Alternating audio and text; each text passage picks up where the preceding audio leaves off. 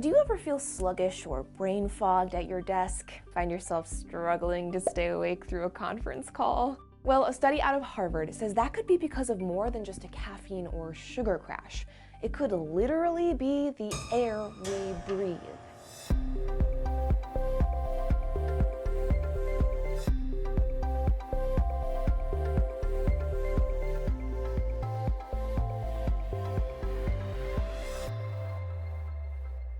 Let's go over some quick basics. When we breathe in oxygen and we breathe out carbon dioxide. Super simple, I know, but this is important because our brains behave differently when there are higher levels of CO2 in the air we're breathing. And CO2 just accumulates when you're breathing out all the time without good air circulation or ventilation. It's like I can feel the air getting staler in here. And as indoor CO2 levels rise, human cognitive function declines. Like our ability to problem solve and focus on tasks and make decisions and think creatively and respond to problems, all of that gets worse just because of higher carbon dioxide levels indoors. So how do you improve your air quality and your cognitive function without having to retrofit the whole building with a new ventilation system? So a way to remove CO2, of course, you can have a house plant, which some people are hard to maintain one. I myself am a living example of that.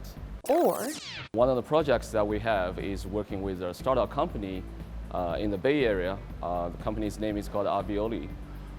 They have this commercial product that just picturing the wall art that you have hanging on the wall, which will absorb the CO2 from the indoor air and convert it to oxygen. We want to provide them basically picture a rechargeable CO2 battery pack. So we have the solvents working side by side with their panels.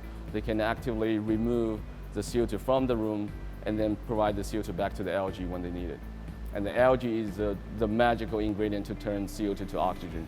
But okay, wait a minute. Algae? Let's back up real quick. These are microcapsules. There's a liquid core surrounded by a flexible, breathable polymer that lets gas through. And they're remarkably versatile, so depending on what materials you use, you can make microcapsules that do a bunch of different things. But these particular ones are carbon capture microcapsules. These microcapsules, the chemical inside reacts with CO2. And the shell that we have on the outside allows CO2 to freely go in and out and have them captured by the materials. So it's a high efficiency, high performance material for CO2 removal, storage, and release. So for this collaboration, these carbon capture capsules live in the wall art alongside the algae, and they absorb the CO2 from your office or your conference room or wherever it may be. But why? Why can't the algae just absorb the CO2 on its own? Well, it turns out algae can only absorb so much CO2 in a given period of time. It's what's called rate limited. So to really make a difference in indoor air quality, adding the microcapsules means that they can absorb more CO2 than the algae could on its own. And they could store that CO2 and release it to the algae as the algae needs it. Because like most wonderful green things on Earth, algae do this awesome thing where they breathe in carbon dioxide and exhale, that's right, you got it, oxygen.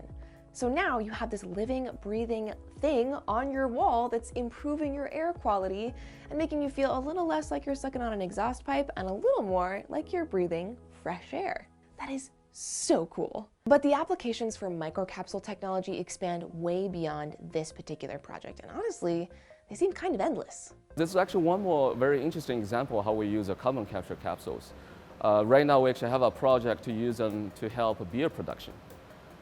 We capture CO2 from the beer fermentation and recycle that on site so that the brewers can use them on site for their later on carbonation and purging of the beer. Other examples of using microcapsules, so we have a project to use microcapsules for display material. So it's a new type of display material that we will be able to help provide a flexible wearable electronics. I mean, you can pack these microcapsules with bioengineered microbes that have been designed to harvest rare earth elements back from electronic waste we humans produce, like all the cell phones and laptops we throw away. And of course, here at LLNL, we have the National Ignition Facility, whose laser beams focus in on a tiny capsule target during the experiments we do there. So CW and his team have even used their microcapsule production technology to make materials for experiments on the NIF. And here's what's so special about doing all of this work at the lab. We have a new facility called the Advanced Manufacturing Laboratory, or the AML, where people from outside the lab can come and collaborate with us on innovative projects like this. The many applications of microcapsules in general are really quite mind-boggling, from the seemingly simple everyday item to tackling what is arguably one of the biggest threats facing our world today. And, has the added bonus of making you feel just a little sharper during that afternoon slump at work. If you want even more in-depth looks at technologies like this coming out of the lab, then make sure you subscribe to this channel and find us on social media. We're at Livermore Lab on all of our platforms. If you have questions for CW and his team about this work, or if you have something else you want to see us cover on Inside the Lab, then leave us a comment down below. And check out all of the episodes of this series on our Inside the Lab playlist. As always, thank you so much for watching, and I'll see you next time.